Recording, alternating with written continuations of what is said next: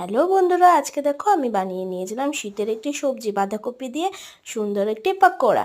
চলো দেখে নাও তাহলে এই পাকোড়াটা আমি কিভাবে বানাচ্ছি।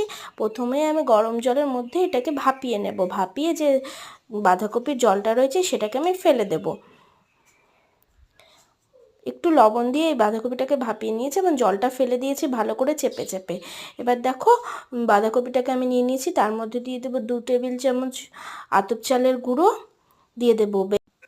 দিয়ে দিচ্ছি বেসন 2 টেবিল চামচ, আর এর মধ্যে দিয়ে দেবো লবণ, হলুদ পরিমাণ অনুযায়ী, দিয়ে দেবো লঙ্কা গুঁড়ো, দিয়ে দেবো কালো জিরে, দিয়ে ভালো করে এটাকে ভালো করে মাখিয়ে নিতে হবে। এভাবে মাখিয়ে নেওয়ার পর এভাবে গড়ে গড়ে এটাকে বড়ার আকারে গড়ে নিতে হবে। বড়ার আকারে গড়ে নিয়ে নিলাম। আর নিয়ে নিচ্ছি কড়াইয়ের মধ্যে তেল গরম হয়ে আসলে এর মধ্যে বড়াগুলো ছেড়ে দেবো আর সুন্দর করে কড়া কড়া করে ভেজে নেব। অল্প আঁচে এটাকে ভেজে নিতে হবে। আর গরম গরম ভাত ডালের সাথে এটা পরিবেশন